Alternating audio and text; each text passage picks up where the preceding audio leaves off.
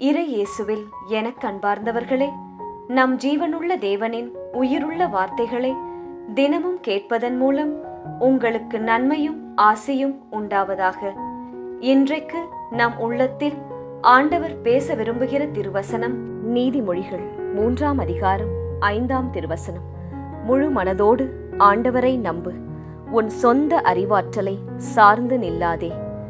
இறை இயேசுவில் எனதருமை நண்பர்களே, உங்கள் அனைவருக்கும் நம் இயேசுவின் அன்பை உரித்தாக்குகின்றேன். இன்றைய நாளில் அனைவரும் மகிழ்ச்சியாக இருக்கின்றீர்களா? கர்த்தராகிய இயேசு உங்களோடுதான், உங்கள் அருகில்தான், உங்கள் குடும்பத்தில்தான் வசிக்கின்றார். பிறகு ஏன் கவலை? இயேசுவை நம்புங்கள், அனைத்து காரியமும் அனுகூலமாய் நடக்கும். இன்றைய வசனம் கூட நம்பிக்கை என்ற ஒன்றை பற்றி ஆழமாக நம்மிடம் பேசுகிறது. கேட்போமா? முழு மனதோடு ஆண்டவரை நம்பு, உன் சொந்த அறிவாற்றலை சார்ந்து நில்லாதே. கேட்டீர்களா? நாம் எப்போதும் இயேசுவை மட்டும் முழு மனதோடு நம்ப வேண்டுமாம்.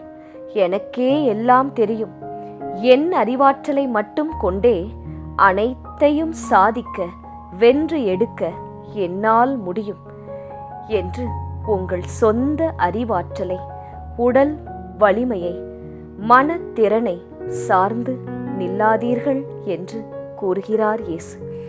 எந்த மனிதரையும், பதவியையும், பணத்தையும், அரசியல்வாதியையும், சொந்தக்காரர்களையும், நண்பர்களையும் நம்பி எதையும் செய்யாதீர்கள்.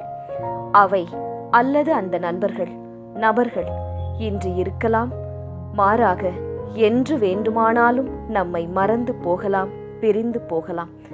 ஒரு சிறு பறவையை பார்த்தீர்கள் என்றால், அந்த பறவை கூட மரத்தின் கிளையில் அமரும்போது அது எந்த நேரத்தில் முறிந்துவிடும் என்ற பயத்தில் அமருவதில்லை. ஏனென்றால் பறவை நம்புவது அந்த கிளையை அல்ல, மாறாக அதன் சிறகுகளை, தன் பறக்கும் திறனை. அதுபோல நீங்களும் உங்களுக்குள் உறைந்திருக்கும் இயேசுவை மட்டுமே நம்பி காரியத்தை நடப்பியுங்கள். எந்த ஒரு முடிவையோ, புது முயற்சியையோ, திருமண காரியத்தையோ, வேலையையோ, வீடு கட்டும் காரியத்தையோ, பிள்ளைகளின் படிப்பு காரியத்தையோ, அது எந்த காரியமாக இருந்தாலும் அதை பல நாட்கள் முன்னரே ஒரு நோட்டில் எழுதி உங்கள் வீட்டில் ஜெப பீடம் நிச்சயம் இருக்கும் அல்லவா, அங்கே வையுங்கள். ஒவ்வொரு நாளும் தனி ஜெபத்தின் போதும், குடும்ப ஜெபத்தின் போதும் அதன் மீது கை வைத்து ஜெபியுங்கள். ஆண்டவரின் ஆலோசனையை கேட்டு, வழிகாட்டுதலை கேட்டு மன்றாடுங்கள். குடும்பமாய் ஜெபியுங்கள், கூடி ஜெபியுங்கள். நிச்சயம் அது எப்பேற்பட்ட ஜெப குறிப்பாக இருந்தாலும், எத்தனை நாட்களாக தடைப்பட்டு இருந்தாலும் இயேசு பதில் தருவார். தன்னை நம்பினோரை என்றுமே அவர் வெறும் கையராய் அனுப்பியது இல்லை. இரு பரிவாரங்களோடு யாக்கோபை அனுப்பியது போல உங்களுக்கும் செய்வார். ஆண்டவரை நம்பும் மனிதன் ஆசிர்வதிக்கப்பட்டவன். அவர்கள் நீரோடையின் அருகில் நடப்பட்ட மரத்திற்கு ஒப்பானவர். அது நீரோடையை நோக்கி வேர் விடுகின்றது. வெப்பமிகு நேரத்திலும் அந்த மரத்திற்கு அச்சமே இல்லை. அதன் இலைகள் பசுமையாயிருக்கும். வறட்சி மிகு ஆண்டிலும் அந்த மரத்திற்கு கவலையே இராது. அது எப்போதும் கனி கொடுக்கும். அதுபோல நீங்களும் நீரோடையின் அருகிலே நடப்பட்ட செழிப்பான மரம் போல இந்த வருடம் முழுவதும் செழித்து இருப்பீர்கள், கனி கொடுப்பீர்கள். இயேசுவை நம்புங்கள், நீங்களும் செழிப்பாய் வாழ்வீர்கள். ஜெபிக்கலாமா? இயேசுவே, நீரே எங்கள் நம்பிக்கை. வேறு யாரை நாங்கள் நம்புவோம் அப்பா? யாரிடம் உதவி கேட்போம் தேவனே? நீரே எங்களை காத்து வழி நடத்துபவர்.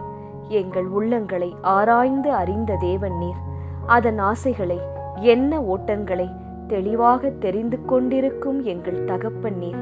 அவற்றையெல்லாம் எங்களுக்கு இனிதே நிறைவேற்றி தரும்படியாய் ஜெபிக்கிறோம்.